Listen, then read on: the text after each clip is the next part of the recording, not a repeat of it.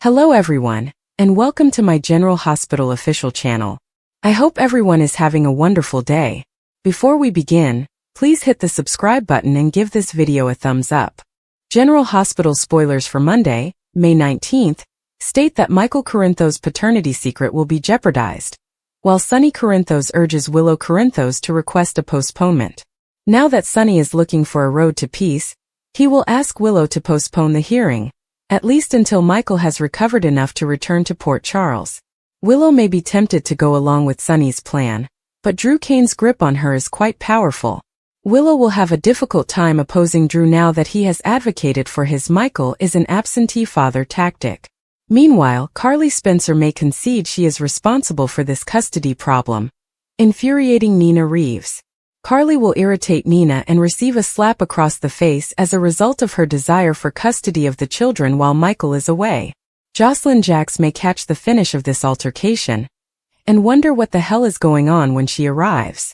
It won't be long before Carly opens up to Jocelyn and receives some comfort. Next, Sasha Gilmore Corbin will flip out when Rick Lansing summons her to testify. Sasha is concerned that their false baby daddy cover-up may be jeopardized. Therefore, Jason Morgan will be informed. Michael breached his marital vows and got his ex-girlfriend pregnant, which could jeopardize his custody hopes if revealed in court. That is something Sasha will undoubtedly worry about, so she will inform Jason of her growing fears. Curtis Ashford will stand by his charge at Aurora now that he has exposed Drew for blackmailing Portia Robinson. Despite the lack of proof, Curtis will bash Drew and may persuade him to accept it's real. Drew has no incentive to back down when he has the upper hand, so he'll be feeling big and in command on Monday's GH episode. If Portia and Curtis don't follow Drew's demands, he might ruin the doctor's medical career. Brooke Lynn Quartermaine will visit the Quartermaine home and speak with Olivia Quartermaine, Ned Quartermaine and Lois Cerullo, most likely concerning the Rocco Falconeri incident. Brooke Lynn may explain things to Olivia and hope she isn't as harsh on Gio as Dante Falconeri has been. Lois may reflect that sentiment as she seeks to shield Gio from further grief. However, it appears that Gio will be upset by Brooke Lynn and Lois's efforts. Since Dante has been screaming about how Gio has been coddled, Gio will defend his capacity to handle things for himself. Brooke Lynn will eventually worry that she has created a worse mess of things when she confides in Tracy Quartermaine. Lulu Spencer will discuss her ongoing quest for evidence with Cody Bell at the Quartermaine stables. Lulu will go to any length to prove that Joe's mother, Camilla, was never pregnant. According to General Hospital spoilers, Lulu will strive to establish Gio belongs to Brooke Lynn and Dante, so we'll keep you updated on all of the turmoil she's going to cause. General Hospital teasers indicate that Michael Corinthos will be recast whenever he returns to Port Charles. Last month, actor Robert Adamson tweeted, since deleted, that the show was seeking for a recast. Having said that, could this all be a swerve? Are GH fans getting sweated? As most fans are aware, Robert Adamson, who formerly played Noah Newman on The Young and the Restless, has occasionally stepped in for Chad Duell as GH's Michael Corinthos throughout the years. Adamson expressed his disappointment on the social media platform X in April, stating that he was not requested to read for the character of Michael, despite the fact that he had previously stepped into the position on short notice. Adamson ultimately deleted the remark, but it sparked speculation of a Michael recast. The message appeared to indicate that GH was holding a casting call for the character of Michael. But was this done solely to swerve fans? This could explain why Adamson was not asked to read for the part. There is nothing like the original. The show is now preparing Michael for a dramatic return. Michael will return to upheaval and may add to the drama, from Willow Tate Corinthos' denied visit to the German clinic as a result of Drew Kane and the custody struggle, to Sasha Corbin's ever-growing tummy and pregnancy. As of this writing, there has been no formal announcement about whether Chad Duell will return, or if a replacement has been hired. Duell hasn't even intimated on social media that he wants to return. If the show can keep things under wraps and surprise fans with Michael's reappearance, that would be perfect because it would provide some shock value. Only time will tell. According to General Hospital teasers, fans should expect Michael Corinthos to return shortly. While a recast seems inevitable for the character's return, might Michael return in a right place, right time position to assist Sasha Corbin in giving birth? Welcome to the world, baby Corinthos. Soap babies rarely join the world in normal circumstances. They either arrive way too early or are delivered amid a storm, a stalled elevator, an isolated cabin, or on the side of the road. Baby Corintho's arrival into the territory of Port Charles will most likely be similar. While Jason Morgan has done an excellent job of caring over Sasha and her kid while appearing to be the biological father, he cannot be everywhere at once. Disaster strikes just as Michael returns. Sasha isn't due for a few months, but that doesn't mean she won't have her kids sooner. Could a tragedy befall the small town? Perhaps a storm or tornado? Or maybe Sasha is caught in the middle of a mob explosion. This may not happen in May, but it could occur in June, closer to Sasha's due date. Early enough that if she goes into labor, there will be concern, but not so early that the baby has a slim chance of survival. After all, it would be cruel of the GH writers to have the young mom lose 2 kids so close to birth. If Sasha is stranded in a scenario where she feels alone while having contractions, and a returning Michael swoops in, everyone will be caught off guard. It may also hint at a future reunion between Sasha and Michael, as they connect over their newborn's arrival, while remaining silent about Michael being the baby's biological father. The tension in Port Charles reaches new heights when Sonny Corinthos makes a desperate attempt to persuade Willow Tate to postpone her upcoming wedding to Michael Corinthos. The urgency of Sonny's request stems not just from the date of the ceremony, but also from a terrible secret that, if revealed, has the potential to destroy lives. Michael's true paternity, a well-kept secret known only to a select few, is about to be disclosed, and Sonny is determined to avoid the consequences at all means.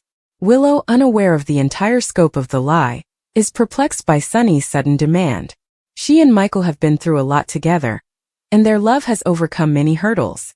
To her, their wedding day should be a celebration of their love, not a source of contention. But Sonny's insistence makes her wonder whether there's more to his concerns than he's letting on. His normally controlled demeanor is ruffled, and his remarks are tinged with an uncommon desperation that Willow cannot ignore. Meanwhile, Michael is oblivious to the storm developing around him. Focused on his future with Willow, he sees his marriage as a new beginning, an opportunity to leave the past behind. But the past has a habit of emerging, especially in Port Charles, where secrets are rarely kept hidden for long.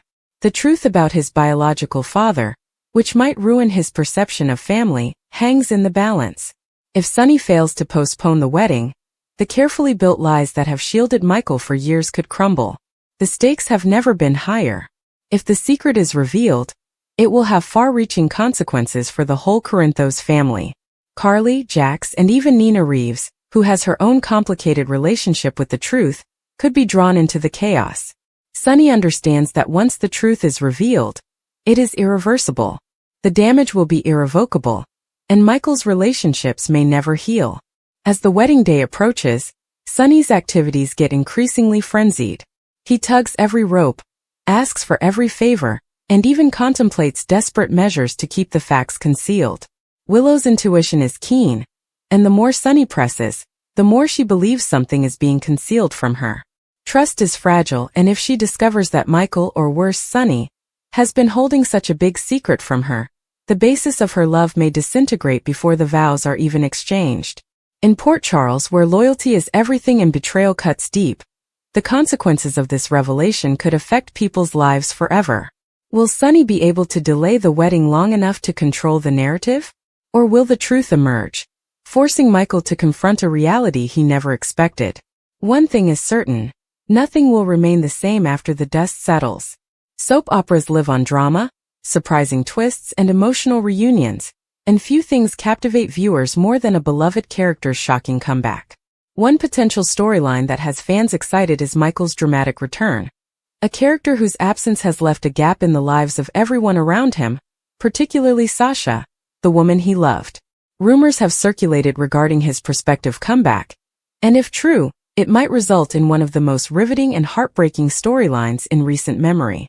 Consider the shockwaves that would be sent through the show if Michael came unexpectedly, just in time to assist Sasha in giving birth to their child, a child he may be unaware of.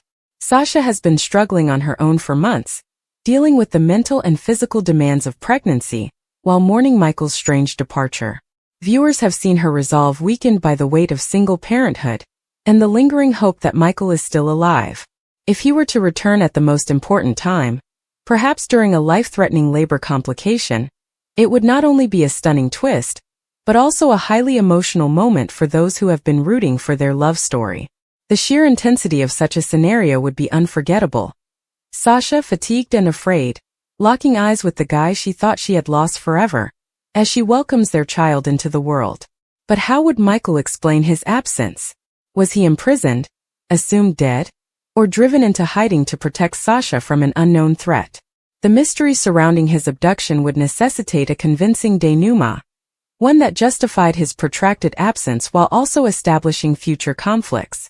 Perhaps he was on a risky clandestine mission, or a powerful enemy kept him away against his will. Whatever the reason, his reappearance would reawaken old scars and provide a chance for forgiveness. Sasha's initial emotion would most likely be one of relief, indignation, and confusion. How could he leave her alone at such a vulnerable time?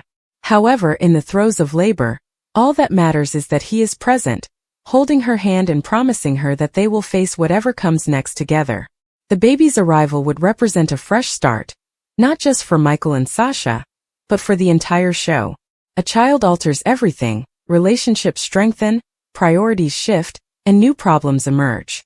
Would Michael struggle to bond with a baby whose first moments he missed? Will Sasha totally trust him again? Or will hatred fester beneath the surface? What about the external threats that may have pushed them apart in the first place? If danger persists, Michael's homecoming could endanger his family once more, setting the scenario for high-stakes drama. Beyond the initial emotional impact, this plot could go into topics such as forgiveness, second chances, and love's resilience. Michael's trek back to Sasha would have to be more than simply physical. It would also have to be an emotional reckoning. He would have to prove himself worthy of her trust, not just by great gestures, but also through the modest, everyday acts of dedication that heal shattered relationships. Meanwhile, Sasha's character would struggle to reconcile her love for Michael with the legitimate hurt she feels. Can she genuinely move on? Or will the past always follow them? Michael's homecoming would have a significant impact on the supporting characters as well. Friends and family who mourned him would have to deal with their own emotions of betrayal or joy. Some may welcome him back with wide arms, while others may question his motivations, fearing that his return isn't as pure as it appears. Rivalries may rekindle, alliances may shift, and long-buried truths may resurface, all adding layers of complexity to the basic plot. From a production sense, this twist would be a ratings boon. The build-up to Michael's return, the explosive moment when he reappears, and the fallout that follows would keep people hooked to their televisions. Social media would erupt with speculations and reactions, making the show a trending subject for several weeks. And if performed correctly, this storyline has the potential to reshape Michael and Sasha's legacy, solidifying them as one of the most legendary couples in show history. Finally, Michael's unexpected return, especially if it involves assisting Sasha in giving birth to their child, has all the makings of a classic soap opera masterpiece. It's dramatic, emotional, and full of possibilities for future storytelling. Whether through heart-stopping action, poignant reunions, or quiet moments of restoring trust, this subplot would remind viewers why they fell in love with these individuals in the first place. After all, in the soap opera world, love never completely dies. It simply waits for the right moment to make a big re-entrance. According to General Hospital teasers, Giovanni Gio Palmieri may scream 5 terrible words that crush Brooke Lynn Quartermain's heart following the upcoming mother-son bombshell. Brooke Lynn has recognized she is living with a significant void in her life. Although Brooke Lynn kept the adoption a secret for years, she is now experiencing all of the tough emotions associated with giving up her kid. Brooke Lynn urgently wants to meet and get to know her kid, but it has already occurred. Gio is Brooke Lynn's son, so when she discovers the truth, she will instantly love him even more. However, GH spoilers hint that things will become considerably more hard for Gio, who cherished his now-deceased adoptive mother. Gio grew up believing Camilla was his biological mother, so he is unprepared for the surprise that is about to unfold. Joe's entire life is about to come crashing down like never before. Joe's memories of Camilla is all he has left, therefore it will be difficult to see it tainted as a result of her falsehoods. Joe's initial reaction to Brooke Lynn could be one of rejection as a result. It doesn't help that there has been so much friction between Gio and Dante Falconeri recently. Joe's thoughts about his biological parents are going to be a turmoil, so Brooklyn may not have the mother-son bond she hopes for right away. Instead, Gio may cling to Camilla's memories while pushing Brooklyn away. That gets us to the 5 angry words Gio may say to Brooklyn following the big reveal. I don't want another mom. Gio may argue that he already had a terrific one and blame Lois Cerullo for forcing Camilla to keep the secret. Given the circumstances, Gio will find it easy to hold Lois and even Gloria Cerullo responsible. Whatever the case, Gio may eventually realize that Brooklyn is not to blame because she believed the infant was adopted through a genuine agency. However, Gio may say that it is too strange for him, and that he does not need another mother after Camilla's death. Brooklyn would never want to replace Camilla, but Gio may believe otherwise at first. There will be plenty of angst to go around once Gio is revealed to be Dante and Brooklyn's son. So keep an eye out for updates on all of the drama and troubles. According to General Hospital previews, Gio will have a lot to handle after learning about the adoption, which could jeopardize Brooklyn's efforts to fill the enormous hole in her heart. General Hospital spoilers and recaps indicate that the Wednesday, May 14th episode was packed with drama, intrigue, truth bombs, heated confrontations, and much more. Kai Taylor and Trina Robinson want the same thing. According to General Hospital recaps, the May 14th episode began with Kai Taylor at physiotherapy, where she did an excellent job of recovering. Stella Henry pays a visit to check on his progress. Still, Kai has a request for the patient advocate. He wants an early release. Kai says he's doing well, getting extra sessions done and meeting recuperation goals. In addition, he cannot wait to attend Trina Robinson's performance at the 2025 Nurses' Ball. Stella agreed to look into it. Meanwhile, in the Nurses' Ball rehearsal area, Trina is catching up with Jocelyn Jacks. Jocelyn informs Trina that she has been hired to work on Professor Hank Dalton's research projects. Trina congratulates her buddy, but wonders if it wasn't the job Emma Scorpio Drake was gunning for. Jocelyn lies to her BFF, telling her it was and that she feels awful because she applied on a whim and didn't expect to receive it. Trina reminds her that it's not her fault. After all, she didn't cheat to take Emma's job, right? Jocelyn tries to mask her apprehension when Trina asks why she would want to take a subject like environmental science, to which Jocelyn responds that her trip to Easter Island impacted her outlook on many things. Well, she's not lying down. The conversation shifts to Trina's decision not to attend the 2025 Nurses' Ball after-party, since she wants to see Kai right away. He's had a difficult time since his football accident and surgeries, and she wants to be there for him. Joss completely understands. Back with Kai, he is still in his physiotherapy session when Stella returns with dreadful news. He begged Kai's doctor for an early release, but he rejected because his patient still required supervision. Still, Kai remained tenacious, emphasizing that he might not be released today, but anything is possible on the day of the Nurses' Ball, right? Carly Spencer strategizes with Jason Morgan. Jason Morgan pays Carly Spencer a visit. The two make some small chat when Diane Miller storms in, claiming they have an issue. If fans recall, Carly requested that Diane schedule a child custody court on Michael Corinthos' behalf. The plan was to catch Willow take Corinthos off guard and book something so Michael could get his children back when he returned. Everyone is caught off guard today that the hearing has been scheduled for 2 weeks from now, on Monday, June 2nd. These things generally take months and months to organize, but this is one of those rare occurrences that can only happen in Port Charles. This is bad news because Carly and Jason believe Michael will be unable to attend the hearing at that time.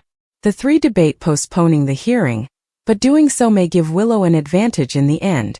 Diane then advises submitting an emergency petition to get custody of Wiley and Amelia Corinthos in the interim, particularly in light of Drew Kane's recent scandal. Drew's children live in a hazardous environment. After all, there are numerous photos and videos showing Drew high on ketamine and hanging out with escort Jacinda. Diane points out that Drew admitted to having ketamine in his system during a news conference. However, Diane warns that if Carly withdraws this emergency custody suit, the children may go to their other grandmother, Nina Reeves. Carly pauses and admits that it is a risk she is ready to accept. Drew Kane discovers Jacinda's link to Nina Reeves. Drew is eating with Ezra Boyle when the Port Charles mayor aspirant brings up the Jacinda situation. Drew says he was set up, But Ezra claims he knows Jacinda well and she has never left town before. Drew once again claims he had nothing to do with her fast departure from town, which is why he believes she was hired to set him up. Drew wonders if Ezra knows Jacinda, and if he has seen her hanging out with anyone unusual recently. Ezra claims that he saw his buddy talking to Willow's mother, Nina. Lucky Spencer, Lulu Spencer, and Laura Collins gather for a supper to catch up. The trio discusses Rocco Falconeri's alcohol poisoning and Lucky's care of Elizabeth Baldwin. Everyone is relieved that both people are safe and healing. They complete their supper, and Lucky needs to return to Elizabeth, leaving only Lulu and Laura. Of course, Ezra interrupts the two ladies and begins talking trash about Laura's relationship with Sonny Corinthos and her grandson's underage drinking incident. This irritates both Lulu and Laura, resulting in a shouting confrontation between the three of them, which culminates with Laura throwing a glass of water in Ezra's face. Laura and Lulu laugh about it afterwards, but Laura will probably face some consequences for her unprofessionalism. Rick Lansing slips up. Rick Lansing pays Liz a visit at her house to see how she is doing. Elizabeth is startled when he shows off his new Porsche. After all, the two were involved in an accident. This is when she has a flashback to the vehicle accident, and Rick notices the brakes aren't working. She questions Rick about the memory and brakes, but he responds by saying they slipped on black ice. Rick leaves and Lucky reappears shortly after. Liz updates him on Rick and his new Porsche. She goes on to tell Lucky how she remembered something about the brakes while Rick was here, and he told her they had slipped on black ice. Lucky becomes concerned as he softly asks Liz for further information. This is when the nurse tells him that Rick was able to retrieve the Porsche because his car had been confiscated by the insurance company. This is noteworthy because Lucky traveled to the city the night of the accident to cover for Christina Corinthos Davis, and the man behind the counter informed him that the car had been wrecked. Damian Spinelli scores a win. Damian Spinelli enters at Alexis Davis's office, where he discusses the vehicle crash. She wants to hire him for a job that may save Christina's life. Spinelli is eager to assist. After all, Samantha Sam McCall and he were quite close, and he would want to support her mother in any way. Essentially, Alexis wants him to discover out what happened to Rick's car following his recent collision. Spinelli asks why, and Alexis says she doesn't want to get into it. After scanning the internet, Spinelli discovers evidence that the car was destroyed, but after further investigation, he discovers that the vehicle was relocated by a plow into a storage container owned by none other than Ava Jerome. Across town, Dante Falconeri has a conversation with Christina, who tells him how her mother considered having her committed. She wonders if she can ever forgive and trust her, but after talking it over with her brother, she concludes that Sam would have wanted the three remaining Davis girls to stick together, especially for Danny Morgan and Scout Quartermain's sake. The conversation shifts to how Christina was there for Molly Lansing Davis on the night of Rick's accident. Christina couldn't believe Rick's car was totaled. It's a miracle he and Elizabeth survived. Dante asks his sister how she knew about Rick's car damage. Christina looks like a deer caught in headlights. Willow Corinthos custody plans. Nina stops at Drew's residence to see Willow. She decides to back her daughter's endeavor to stand by her guy, and expresses confidence in Willow's decision to stay with Drew. Willow is then served with the divorce hearing papers, and she learns that the court date has been set for June 2nd. Frantic, she contacts Drew, who arrives soon. Willow is panicking out because of the short timeline. Drew's lawyer, Martin Gray, is out of town, so she phones Rick for assistance. Rick arrives on the scene and after hearing the Coles notes about Willow's custody situation, offers to assist. He believes she can gain complete custody of Wiley and Amelia. Drew suggests the ideal technique for Rick to implement: make Michael appear to be an absentee father. Wednesday, May 14, 2024. Drew believes Michael could have selected a hospital closer to home for his recuperation, but instead chose a center in Germany. Plus, he has yet to see his children, and their only video chats are with Carly, Christina, or Monica Quartermain. Rick is confident in their case and eager to move forward. Did you enjoy today's episode? Cody vs. Lulu, Lucky investigates and BLQ's baby search. Today in General Hospital. Prepare for drama, deception, and stunning turns that you cannot miss. General Hospital teasers indicate that a preview clip has been posted for Thursday, May 15, 2025. It sees Cody Bell facing up against Lulu Spencer. Lucky Spencer becomes suspicious. Brooklyn Quartermaine also wants to meet the small kid she abandoned years ago. Brooklyn Quartermaine's decision. First and foremost, Brooklyn makes an admission to Harrison Chase. BLQ confesses she would love to meet her son. Of course, Brooklyn does not want to disrupt his life or cause any sorrow. At the same moment, BLQ's heart is void. Nobody realizes that BLQ's son lives under the same roof as her. Lucky Spencer investigates. After speaking with Elizabeth Liz Baldwin, Lucky becomes skeptical. Lucky is convinced Rick Lansing is lying about the black ice, since he assisted Christina Corinthos Davis in concealing the disaster. In fact, Liz recalls Rick saying his brakes weren't working just before the collision. Christina Corinthos Davis consequences. So Lucky will want to know why Rick is lying. Speaking of Rick, he appears and asks Alexis Davis why she is so hurried. Alexis did manage to enlist Damian Spinelli's assistance in locating the destroyed automobile. Then Rick receives an offer. So it sounds like Ava Jerome's get-rich-quick scheme may be exposed soon. Unfortunately, Christina may face actual consequences for the first time in her life. On Thursday, May 15, 2025, Gio and Sonny Corinthos share a heartfelt conversation, according to General Hospital spoilers. Meanwhile, Lulu has a request for Cody. Cody, on the other hand, is savvy enough to stay out of it. Cody, Dante Falconeri's good and longtime friend, may not want to be involved in any baby-related activities. Cody may argue that this is already messy enough. Lulu may justify Cody's assistance, but the situation is already convoluted and will endanger many people. Also, Lucas Jones speaks with Liz. So I'm wondering if Liz will open up to the surgeon. Could Lucas get entangled in the Rick/Ava mess? Friends and relatives gave support, but their well-intentioned advice frequently felt empty. You'll bounce back, they murmured, or everything happens for a reason. But Nina wasn't looking for cliches. She was looking for something deeper, a means to reconnect with herself in a world that felt unfamiliar. Then by chance or maybe fate, she came across an old journal. Flipping over its pages, she discovered entries from years ago, filled with visions she'd forgotten. Among them was a brief reference of a passion she had abandoned in favor of practicality, painting. Nina enjoyed losing herself in colors and brushstrokes as a youth, but as she grew older, she rejected it as a frivolous hobby. Now, with time stretching out in front of her, she wondered if recalling that forgotten love could provide relief. She purchased inexpensive goods and set up a makeshift studio in her apartment's spare room. Her early attempts were sloppy, her abilities rusty. However, with each stroke she felt something change within her. Painting became more than a distraction. It was a lifeline. The act of creating, of transforming blank canvases into something significant, restored her sense of control, which she had forgotten she had lost. However, something was missing. She craved mentorship, someone who could help her hone her skills and push her beyond her own boundaries. Enter Daniel, a recluse artist whose work Nina had admired from a distance. Known for his evocative landscapes and unconventional techniques, he was also notoriously secretive, rarely interacting with the public or accepting students. Nina reached out, driven by desperation and a sudden bravery. To her amazement, he replied. Their initial meeting was tense, with reluctant talk and prolonged silences. However, behind the surface there existed an unspoken agreement. Daniel recognized something in Nina's raw, unpolished work, an emotional honesty that could not be taught.